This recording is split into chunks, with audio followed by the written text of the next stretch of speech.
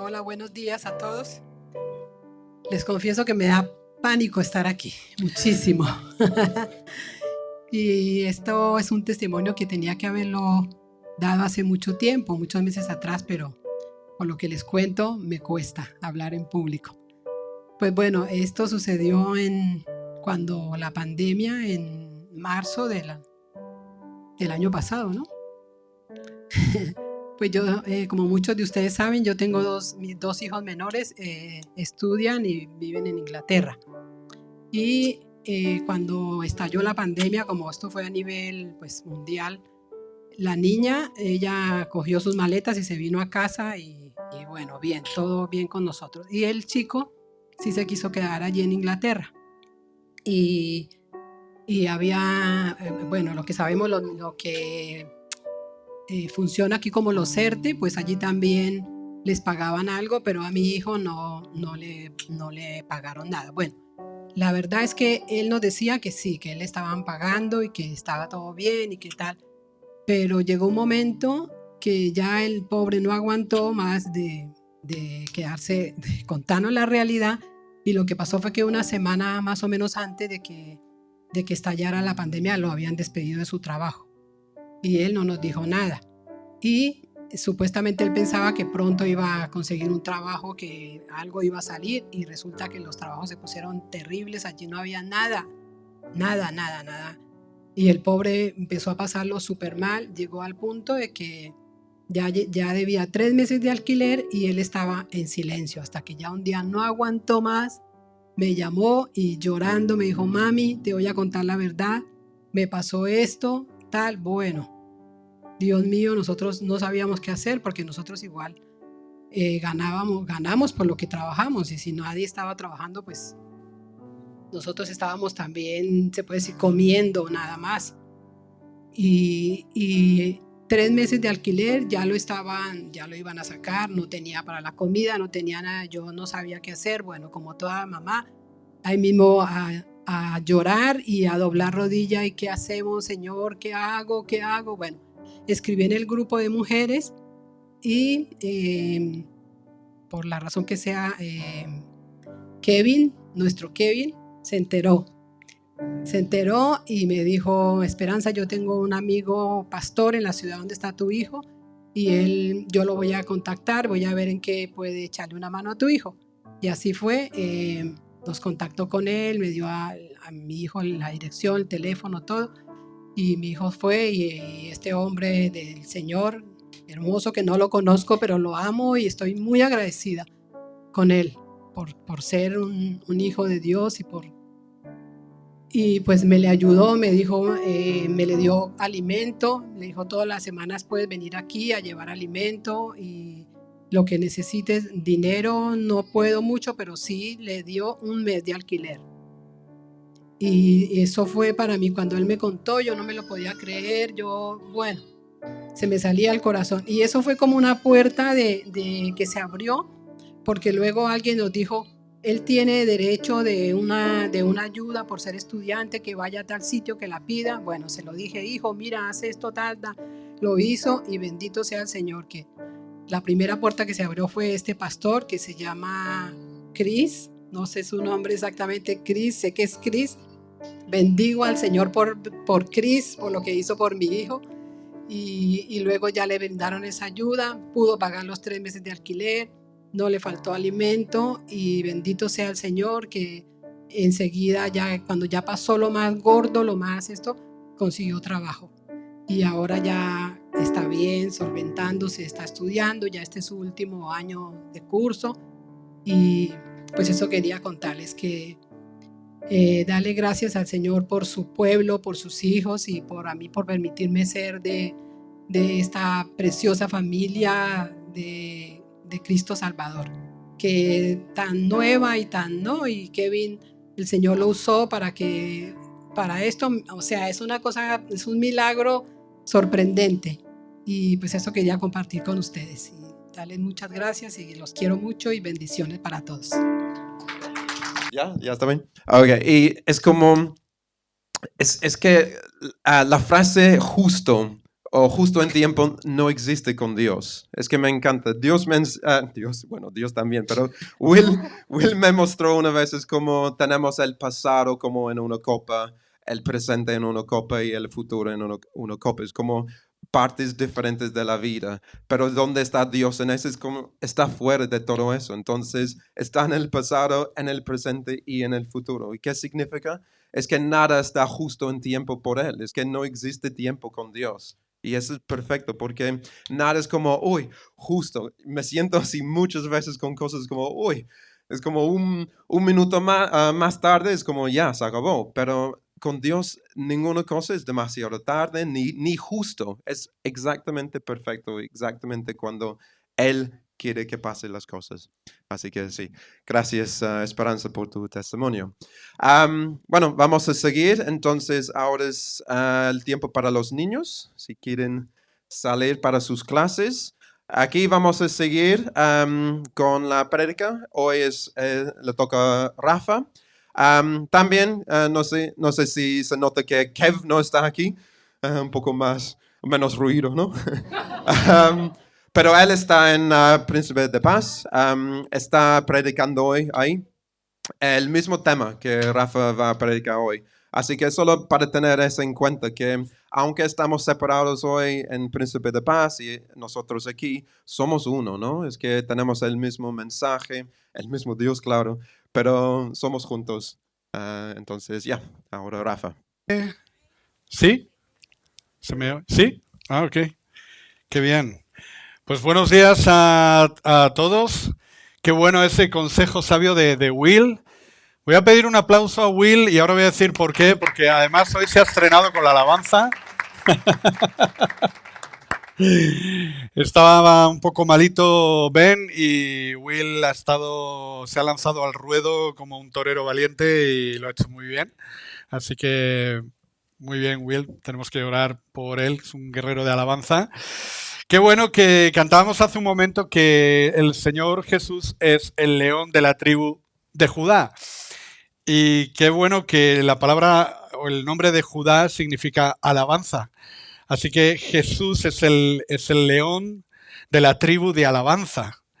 Y eso debe animarnos a que le alabemos como lo hemos estado haciendo esta mañana. La atmósfera del cielo es una atmósfera de adoración y de alabanza y de exaltación a Dios. Así que te animo a que seas un león de la tribu de Judá tú también. Muy bien, pues vamos a comenzar. Voy a agarrar el agua, que si no yo no soy persona. Y mira, ¿ves? Justo se me ha olvidado el agua y es que tengo un gran problema con la memoria. Yo no sé si hay alguien aquí que lucha con problemas de memoria. ¿Solo yo? Ah, bueno, hay unos cuantos más. Bueno, muy bien. Bueno, a ver, probablemente la edad tiene algo que ver, seguramente, por lo menos en mi caso, porque bueno, pues esto es una cuestión de naturaleza, o simplemente por el estrés o por cualquier cosa, pero la verdad es que es frustrante. Yo no sé si te ha pasado, pero a mí me ocurre a veces que se me olvidan los nombres de las personas. Y pasas un trago difícil porque a veces te vas a dirigir a alguien y a lo mejor es alguien, por lo menos a mí me ocurre, que no es una persona que has conocido por primera vez. Igual es una persona que forma parte de tu esfera cotidiana y sin embargo, pues a veces se forman lagunas que dices, ¿y cómo se llama esta persona? A veces he tenido situaciones así un poco complicadas. Es frustrante, ¿no? Si se te olvida, yo qué sé, el cumpleaños de tu mujer, Dios no quiera que se te olvide nunca. Si estás casado, eso es letal. Si se te olvida el cumpleaños de tu mujer, eres hombre muerto. Espero que tengas terraza por lo menos para poder dormir esa noche. O si se te olvida una cita importante o alguna consigna que te han dado en el trabajo y se te olvida, realmente es un problema. ¿Estás de acuerdo conmigo? Los problemas de memoria tenemos que tomar, como decimos en España, hay que tomar, no sé si esto es verdad, lo de tomar rabitos de pasas, no sé si se cumple, no sé si es efectivo, pero bueno, algo habrá que tomar para intentar evitarlo, ¿no? Dormir más y demás. ¿Por qué hablo de la memoria? Pues hablo de la memoria porque a Jesús le importa la memoria. Al Señor le importa la memoria. Y de hecho, en Lucas capítulo 18, primero voy a leer Lucas 18, versículo 8, dice, pero cuando venga el Hijo del Hombre, ¿hallará fe en la tierra? Es curioso que el Señor se haga esa pregunta que a todas luces es una pregunta retórica. Si sabes lo que es una pregunta retórica, es una pregunta que tiene respuesta, que la respuesta es obvia. Evidentemente Él sabe, porque Él es Dios y Él conoce los tiempos y ve el futuro, lee el futuro, ese vaso del que nos hablaba Dave y que le enseñaba Will, ese vaso del futuro está en la mano del Señor y lo conoce. Pero se hace esa pregunta y es como indirectamente nos lanza un desafío, ¿no? Aunque lo conecta con el tema de la oración y el tema de clamar a Dios en ese contexto, de ese pasaje, pero él se hace esa pregunta, ¿no? ¿Hallará el Hijo del Hombre fe en la tierra cuando regrese? Me gustaría que en este punto, para centrar el tema, podamos leer el texto que nos ocupa, que creo que lo tenemos por ahí, y lo vamos a proyectar en el libro de Hechos 2, el versículo 42, y dice así: perseveraban en la doctrina de los apóstoles, en la comunión unos con otros, en el partimiento del pan y en las oraciones. Inclina tu rostro un momento, vamos a orar. Señor, te damos gracias y te pedimos en este momento que nos ayudes a captar lo que tú nos quieres hablar en esta mañana, Señor. Queremos orar igualmente por Kevin, queremos orar por nuestros hermanos en Príncipe de Paz que van a estar escuchando un mensaje igual y que realmente esto nos desafíe, Señor, a entender las cosas que tú haces y por qué las haces. En el nombre de Jesús. Amén. Amén. Muy bien. Pues esta cuestión de la memoria no solamente le preocupa al Señor, ¿no? A lo largo de la historia de la humanidad y desde una perspectiva antropológica, si quieres, al hombre siempre le ha preocupado conservar la memoria, ¿no? Conservar la memoria de alguien que hizo algo importante, conservar la memoria de un evento importante, de un suceso, de algo importante, relevante que pudo ocurrir en un contexto social, en un contexto familiar, en un contexto nacional. Y es por esa razón que el hombre tiene la costumbre de erigir monumentos o cosas. Vivimos en una ciudad repleta de monumentos y bustos por todas partes que nos hablan de alguien que probablemente igual no conocemos. Por aquí cerca tenemos la Glorieta de Quevedo, hay una estatua al escritor, a Quevedo, y queremos recordar la memoria de ese escritor, ¿no? Y queremos recordar a los reyes y queremos rememorar la historia del país a través de diferentes medios. Por ejemplo, como muchos sabéis, existe en la estación de Atocha un monumento que se erigió en memoria de las víctimas del atentado del 11 de marzo de 2004. Cada vez que pasamos por la estación de Atocha, tú puedes ver ese monumento, bueno, esa cosa extraña circular, pero bueno, en cualquiera de los casos es un elemento que nos recuerda que hubo centenares de personas que perdieron la vida en unos atentados terroristas en aquella fecha. Recuerdo que cuando era niño, aquí donde me veis, y a lo mejor esto va a explicar muchas cosas de por qué soy como soy. Yo fui Boy Scout. Y me enorgullezco mucho de ello, porque la verdad es que fueron años maravillosos cuando era niño y cuando era adolescente, ¿no? Y recuerdo que alguien sabe aquí, a ver, voy a desafiar a los británicos, ¿alguien sabe? Me voy a meter con vuestra historia.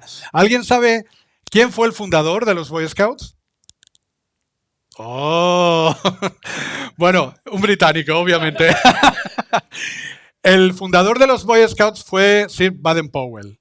Y aquí en Madrid, en aquellos años en los que yo era Boy Scout, a los Scouts de España se les ocurrió que sería una buena idea erigir un monumento conmemorativo, un busto en memoria de Baden-Powell. ¿Dónde está ese busto? Pues está en la casa de campo, muy cerquita de la entrada del zoo. Por si no lo sabéis, si un día vais, ahí está el monumento a Baden-Powell. Y allí fuimos todos con mucha ilusión para, bueno, pues ya sabemos todo lo que es la ceremonia de inaugurar o una calle, esto con la cortinita y taparlo y vienen las autoridades y todo este tipo de cosas. Por otra parte, en Madrid también tenemos el triste honor de ser probablemente la única ciudad del mundo en que tenemos erigido un monumento al ángel caído, al diablo. Probablemente somos la única ciudad del mundo que levantó una imagen para conmemorar al ángel caído. ¿Dónde está? en el Parque del Buen Retiro, muy cerquita del lago. Bueno, muy cerquita, por una de las glorietas por allí del lago. ¿Y qué pasa con la Biblia? ¿Qué encontramos en la Biblia con respecto a esto? Pues mira, encontramos un montón, pero un montón de actos conmemorativos, especialmente en el Antiguo Testamento, de monumentos muy artesanales que se erigieron para traer a la memoria, para recordar por generaciones lo que Dios hizo, cómo es Dios, qué es lo que Dios hace, qué es lo que Dios dijo, qué es lo que Dios ha decretado, ¿no? Por ejemplo, encontramos a Jacob en Betel, en aquella ocasión en la que él agarra una almohada muy cómoda, muy confortable. Yo nunca he probado dormir con mi cabeza recostada en una piedra, pero debe ser que era algo como muy tradicional. Imagino que se la pondrían aquí en el hueco de la nuca para más o menos. Agarró esa piedra y estuvo durmiendo en aquel lugar y recordáis que él estaba huyendo de su hermano. Y él tuvo una visión en sueños de ángeles que ascendían y descendían, dice literalmente, ascendían y descendían del cielo. Y tuvo una visión de Dios mismo que le habló y le transmitió sus propósitos para su vida. Y en ese momento, cuando él despertó, lo primero que hizo es agarrar aquella preciosa y comodísima almohada, la ungió con aceite para traer a la memoria y el recuerdo de lo que Dios había hecho en aquel lugar que él mismo llamó Betel. Posteriormente, vemos al propio Jacob regresando a Betel para levantar un altar al Señor. Eso lo ves en Génesis capítulo 35. Y una señal conmemorativa después de que el Señor se le apareciese allí nuevamente, en esta ocasión de forma directa. Vemos, por ejemplo, también a Josué. Recordáis en Josué capítulo 4 que Dios le da una serie de instrucciones cuando los levitas portan el arca y cruzan el Jordán para entrar en Canaán.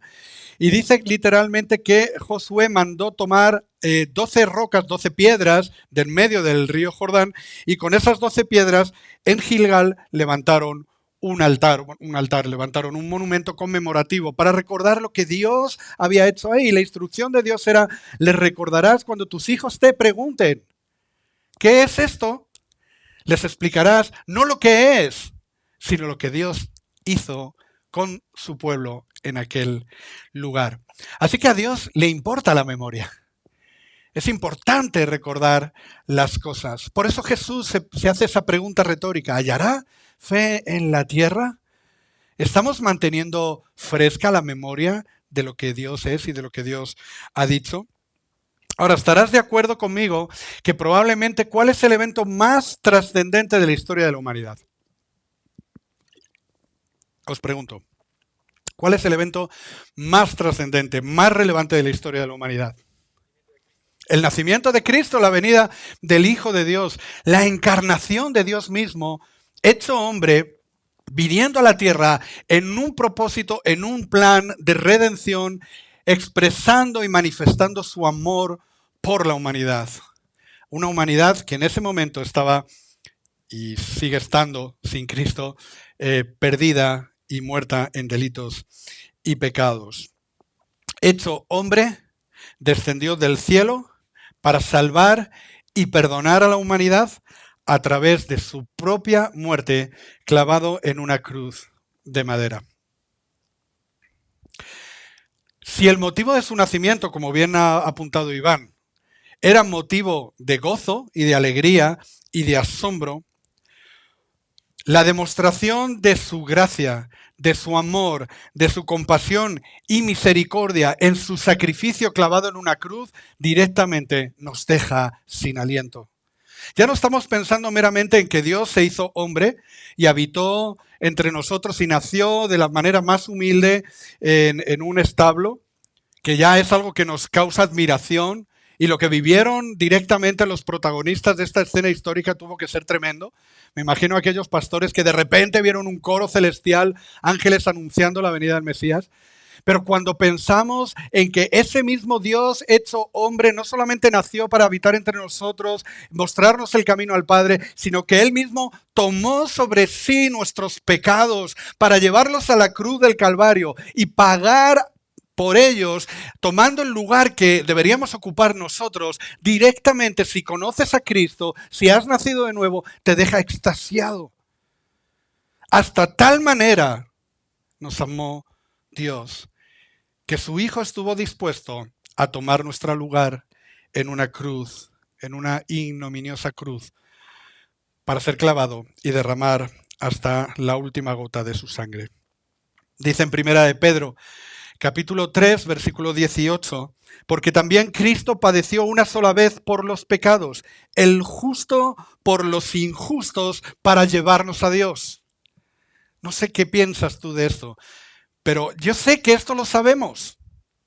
No es un problema de falta de memoria, o quizás sí, porque a veces la memoria tiene que ver con el valor que le damos a las cosas. Es posible que quede en un mero conocimiento. Sabemos que eso ocurrió, pero ¿en qué medida lo vivimos hoy?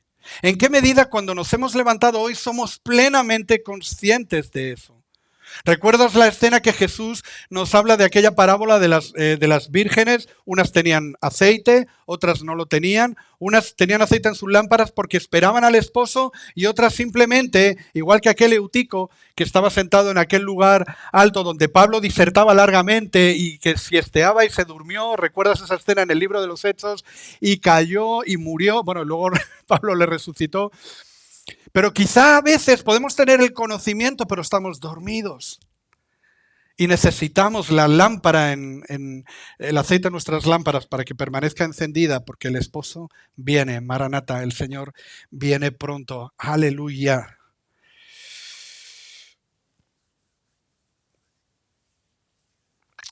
Por esta razón, por la razón por la que, a causa de la cual Él padeció en la cruz por nuestros pecados y derramó su vida y derramó su sangre, es por esa razón por la que Él mismo constituyó lo que el cristianismo ha llamado o ha utilizado el término Eucaristía.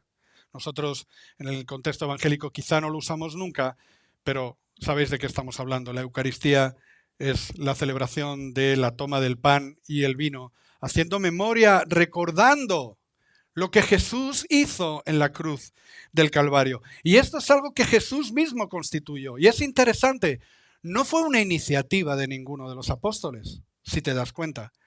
No es que alguno dijo, quizá Pedro, o quizá Santiago, o quizá Juan, dijo, tengo una idea. ¡Pim! La bombilla aquí en la cabeza. Tengo una idea. Vamos a conmemorar, ¿verdad? Vamos a conmemorar la muerte del Señor a través de un ritual como el que tuvimos con Él previo a la Pascua, en aquel lugar, en aquel aposento alto, y vamos a tomar el pan y el vino. No.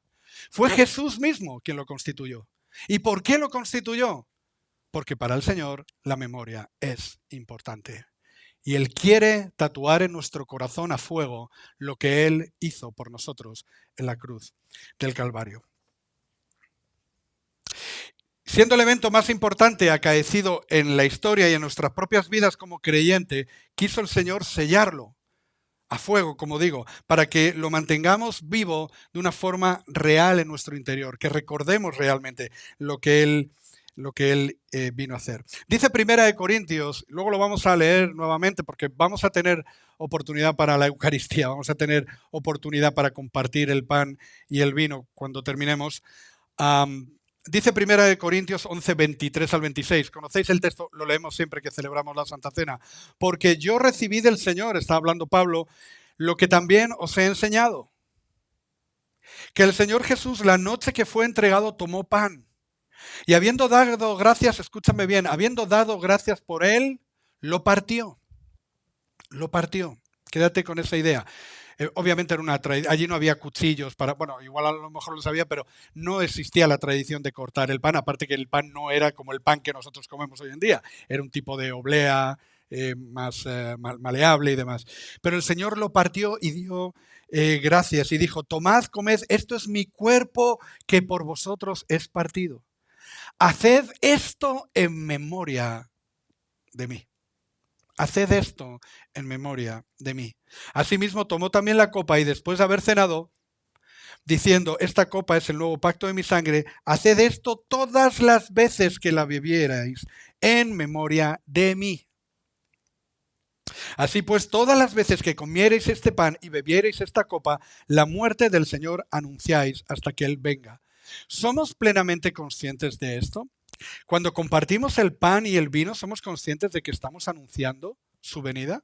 ¿Estamos conscientes de que estamos anunciando su muerte? ¿Estamos enfocados en la cruz del Calvario, en aquel Gólgota donde nuestro Salvador agonizaba durante horas, traspasados por enormes clavos, después de haber sido violentamente torturado, derramando hasta la última gota de su sangre por amor de ti, que vives 2000 años después de que Él padeciese?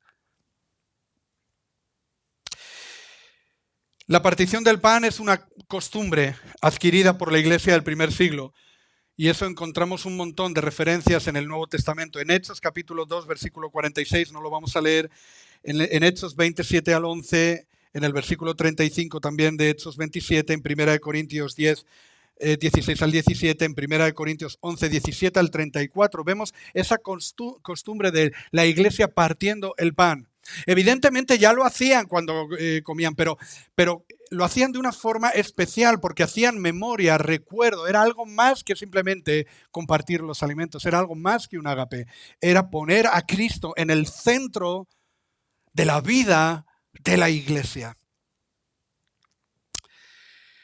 No era meramente un ritual para hacer memoria de su cuerpo entregado en la cruz, sino la plena conciencia de ser parte de Él. Es decir, la idea era que cada pedazo, cada trozo de pan, siendo que Cristo es el pan de vida, cada una de esas porciones, cada uno de esos trozos, la conciencia de los cristianos del primer siglo era pertenencia al cuerpo de Cristo. Cuando tomas el pan, cuando tomo el pan, soy plenamente consciente de que soy parte del cuerpo de Cristo. Incluso encontramos una advertencia en el Nuevo Testamento donde se nos habla de aquellos que toman indignamente de la cena del Señor. ¿Y por qué dice indignamente? Porque no tienen ese discernimiento. Necesitamos entender que cuando tomamos el pan y el vino no es meramente un rito. Eso simboliza algo, simboliza muchas cosas, pero es una realidad espiritual que trasciende. Tú eres parte del cuerpo de Cristo y Cristo mismo entregó su cuerpo en la cruz. Su cuerpo físico, como tú sabrás bien, porque lo leemos en el Nuevo Testamento, no fue ni quebrado ni mutilado. La tradición romana, cuando ajusticiaban a algún reo de muerte, era que si tardaba demasiado en morir, lo que hacían directamente era quebrarle las rodillas, las piernas. Con un mazo, estando crucificado, le partían las piernas para que el peso del tronco acabara por matar al reo. Sin embargo, el Señor Jesús no fue quebrado como fue profetizado.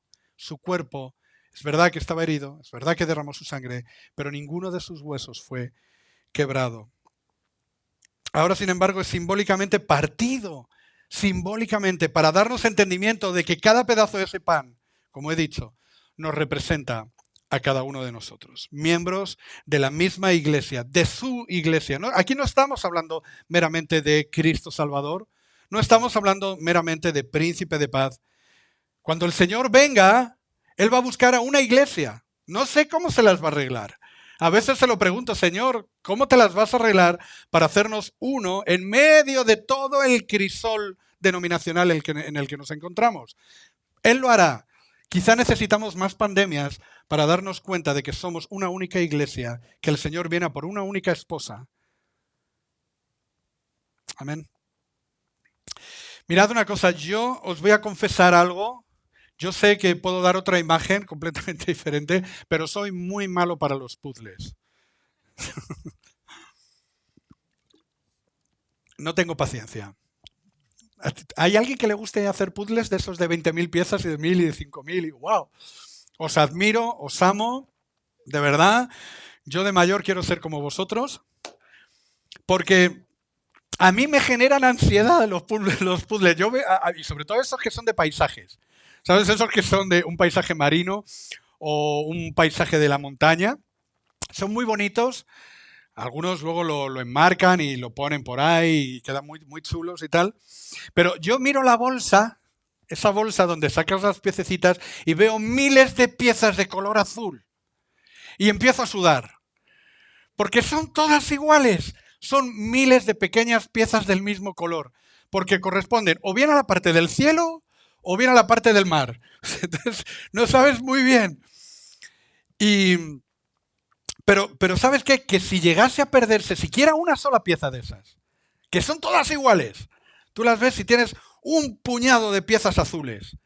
Si se perdiese siquiera una de esas piezas, aunque consiguieses montar por completo el puzzle, quedarías siempre deslucido porque siempre aparecerá un hueco donde se ve el fondo de la mesa o de la superficie donde tengas puesto el puzzle. ¿Y sabes qué? Te habrás dado un atracón de trabajo, pero no servirá de mucho, porque a pesar del trabajo que has hecho, estará devaluado, porque falta una pieza. Falta una pieza. Esto es como los coleccionistas de muñecos, ¿no? Bueno, hay coleccionistas hoy en día para todo tipo de cosas, ¿sí? Y hay algunos que coleccionan, pues yo qué sé, Madelman, ¿no? Muñecos de estos. Y te dicen, no, es que... Y claro, les preguntas, pero y llegas ahí y tienen una habitación enorme con las cajas, con los muñecos, y le dices, ¿por qué no lo abres? Y te dicen, porque si lo abro se devalúa. Tiene que permanecer en su caja para que mantenga el valor. Pues, queridos hermanos, esa es la relevancia de cada uno de nosotros. Somos parte del cuerpo de Cristo, somos parte de ese pan de vida que es Jesús. Y cuando compartimos el pan, quiero animarte y me gustaría desafiarte a que pienses de esta manera. No solamente que pensemos en lo que Él hizo en la cruz, sino en el hecho de que tú eres una parte importante de la iglesia. Dios no te escogió porque se aburría y Él es el buen pastor hasta donde yo sé. Corrígeme si me equivoco. Y el buen pastor su vida da por las ovejas. Y dice literalmente que no se pierde ni una de ellas. Por eso Él es el buen pastor. Ninguna de sus ovejas se pierde. Porque su cayado, su vara, su cayado, nos infunde aliento. Él siempre estará de nuestra parte. Él siempre estará a tu favor. Porque Él te ama y se ha comprometido contigo, aun cuando le falles 1.000.000 de veces. ¿Sí?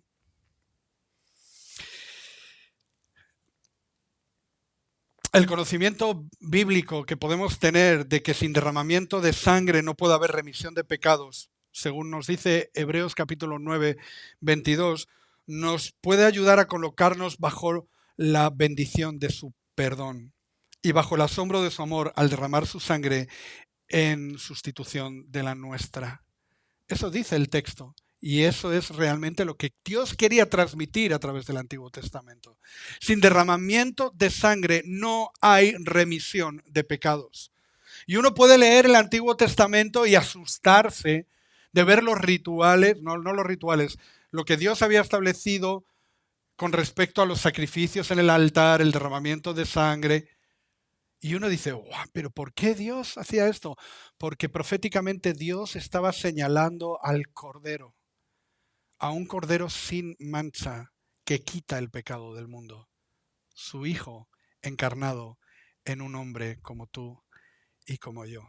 Y que sería derramado, sería puesto en una cruz para derramar hasta la última gota de sangre. Cada vez que bebemos del vino que compartimos así de su sangre que nos limpia. No es meramente vino, es memoria de esa sangre que fue derramada para limpiarnos de todas nuestras iniquidades, las presentes, las pasadas, pero también las futuras. Debemos ser conscientes de que esa sangre, escúchame, no tendría ningún poder. Lo voy a repetir, esa sangre no tendría poder alguno de no ser porque Él se mantuvo santo y puro durante toda su vida para llegar a ser el único cordero sin mancha que quita el pecado del mundo. Para que tú y yo pudiéramos ser perdonados, esa sangre tenía que ser derramada por un cordero sin mancha, sin defecto, como está tipificado en el Antiguo Testamento. Y Jesús, en sus 33 años de vida en este mundo, se tuvo que mantener santo, huyendo del pecado. ¿Era un hombre que podía ser tentado? Era un hombre que fue tentado. Fue tentado en todo, según nuestra semejanza, pero sin pecado. ¿Puedes pensar en 33 años de vida de alguien manteniéndose santo para recibir un premio especial, el premio de ser puesto en una cruz clavado? Ese es nuestro Salvador. 33 años preparándose para poder ser puesto en una cruz y derramar su sangre para salvarte a ti. ¿Qué piensas? Cuando bebemos el vino, quiero animarte a que pienses eso. Jesús, el Cordero inmolado, que derramó su sangre para que tú puedas ser parte de la compañía de los redimidos, de los santos, de los escogidos para salvación. En el texto que hemos leído hay un par de palabras que utiliza el Señor. Habla de memoria y habla de anuncio, cuando habla de anunciar su muerte. Memoria en este texto, concretamente, y en algún otro texto que aparece en el Nuevo Testamento y que la Reina Valera ha traducido como memoria, todas las veces que hagáis esto, hacerlo en memoria de mí. Esa palabra en griego es anamnesis. Anamnesis. Y anamnesis no significa tener memoria de. No significa solamente acordarse de algo, así como el que se acuerda de que se ha dejado las llaves en casa. No es simplemente tener memoria de, sino literalmente significa un despertar de la mente de la persona para traer de forma afectuosa a Cristo en su corazón. Es un ejercicio voluntario de despertar la mente y de tomar plena conciencia de lo que Él hizo. Es algo más que simplemente acordarnos vagamente. ¿Veis? Sí me hago entender, ¿veis la diferencia? Una cosa es que te acuerdas, sí, Jesús murió en la cruz, derramó su sangre, su cuerpo fue crucificado. Y otra cosa es que podamos ser plenamente conscientes de lo que eso implica para nuestras vidas. Porque estamos esperándole a Él. Estamos aguardando su venida. Y la pregunta está en el aire. ¿Hallará fe en la tierra cuando Él venga? De modo que cuando celebramos la cena del Señor, nos alejamos del hueco ritual para poner a Cristo en medio de nuestras reuniones. Y eso es lo más relevante. Cuando celebramos la Santa Cena, el objetivo principal es que Cristo esté en medio. Que Cristo esté en medio de esa celebración, en medio de nuestra memoria colectiva como iglesia, donde nos reunimos, nos juntamos no solamente para tomar el pan y el vino, sino para juntos emocionarnos, conmovernos interiormente del inmenso amor que Él demostró por nosotros en la cruz del Calvario. Y que por medio de ese sacrificio podemos presentarnos delante de Dios limpios, sin mancha, sabiendo que somos parte de ese gran pan de vida que es Cristo Jesús. Aleluya. La Eucaristía no es solo la memoria, cuando hablamos de anuncio, y la comunión, sino también la proclamación de que la cruz sigue siendo el centro del universo y la respuesta del mundo, de que el mundo necesita. Cuando nos reunimos, cuando tomamos el pan, estamos haciendo una proclamación juntos de que esa cruz, que ese sacrificio en el Gólgota sigue siendo válido hoy para cualquiera que quiere recibir a Cristo, cualquiera que quiere arrepentirse y venir a Él. Hoy es día de salvación. Hoy es día de salvación. Y aprovecho para decirte, yo no sé si es la primera vez que nos visitas, no sé si has venido varias veces y aún todavía estás evaluando y no has tomado una decisión personal de rendir tu vida a Jesús.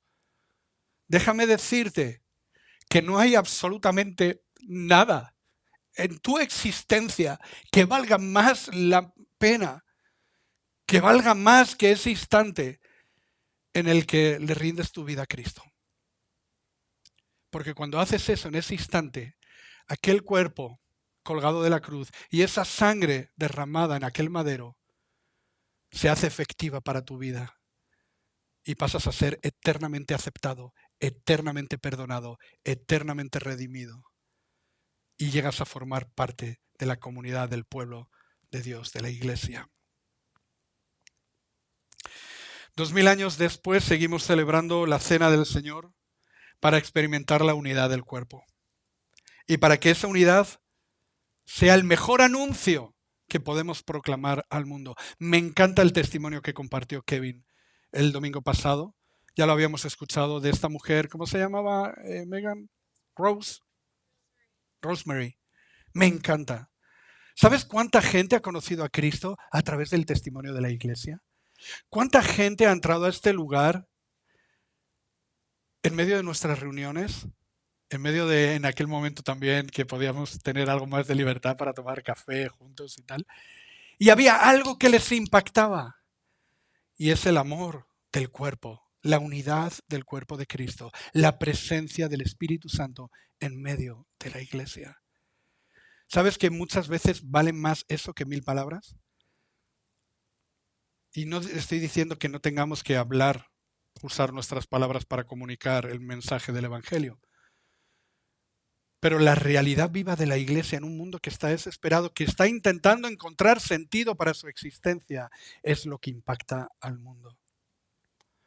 Porque el amor de Dios ha sido derramado en nuestros corazones por el Espíritu Santo. ¿Tú sabes por qué puedes amar al que tienes al lado? Porque es precisamente por eso. Porque el amor de Dios ha sido derramado en tu corazón por el Espíritu Santo. Todos tenemos la capacidad de amar. Y eso impacta al mundo. Vamos a dejarlo aquí. Voy a pedir que te pongas en pie. Y voy a pedir al equipo de bienvenida que reparta justamente el pan y el vino mientras la banda sale al frente, por favor. Quiero incidir, si quizá no has recibido a Cristo o si nos visitas aún no eres creyente, aún no has tomado ese paso, tengo que pedirte humildemente y respetuosamente que te abstengas de tomar el pan y el vino. ¿Sí? El pan y el vino es, como he mencionado, es un privilegio, es algo exclusivo de aquellos que han entregado sus vidas a Cristo. Sí te animo, como he dicho hace un momento, para que le entregues tu vida a Él y así puedas formar parte del cuerpo de Cristo. Así que vamos a dar lugar a la banda mientras se reparte el pan y el vino y después Dave y Laura nos van a guiar. Que Dios te bendiga. Bueno, ya estamos llegando al final, que tenemos que terminar. Pero antes de terminar, tenemos algunos anuncios. Primero es la ofrenda. Tenemos la cesta detrás y, bueno, ¿dónde está Richie? Ahí. Y ahí también, vale, ok. Pero también puedes hacerlo por transferencia, que tenemos los detalles, ¿no? Sí. Están ahí. Ok. Entonces, si quieres, también tenemos Comisión Global online, que es esta noche, que es buena manera de ver lo que está pasando en el mundo más grande de Nuevas Fronteras. Creo que está hablando hoy. ¿Cómo? Vino, sí, es de comisión, sí. Vinos de la India. Algunos de nosotros hemos escuchado a él predicando en Valencia, ¿no? Sí, es verdad. Sí, entonces, bueno, nos animamos de conectarnos esta noche, si podemos, a las, ¿qué horas? 8:30, perdón, en YouTube. Entonces, y el link, ¿dónde está el...? Está ahí. Ay, ok, perfecto. Ahí está. Si ves, comisión.global / no sé cómo es / online. Eh, las otras noticias es que el martes vamos a tener Proyecto Bernabé en el Banco de Alimentos en Las Rosas, así que las personas que quieran servir de esta manera pueden comunicárselo hoy a Kevin Básicamente lo que hacen las personas que sirven es arreglar la comida que se va a donar y pues los mercados llevándolos al local y organizándolos para entregarlos. Y la otra noticia es que en 2 semanas ya, ¿sí? 2 semanas, bueno, en 3 semanas, más 3 semanas, sí. Tenemos llamados. em, Todavía tenemos plazas disponibles. Se pueden apuntar por medio de la página web. Los animamos, va a haber muy buen tiempo y tenemos dos cosas importantes. La primera es si de pronto estás pensando en bautizarte o algo así, puedes hablar con Rafa o con Kevin y te guiarán sobre este tema. Y lo otro es si tienes algún talento, ¿vale? Si tienes, cantas, bailas, haces algo así, muy bien. Vamos a tener una noche de Cristo Salvador Got Talent. Entonces, puedes hablar con Lilo y con José, que son los encargados del talento de esta iglesia, los managers. Entonces, los animamos a que se apunten y ya está. Es todo por hoy. Muchas gracias por venir. Eh, Así, y en una semana estamos aquí otra vez. Entonces, sí, que tengan muy buena semana, que disfrutes todo y nos vemos. Y gracias, banda, por hoy también. Gracias a todos.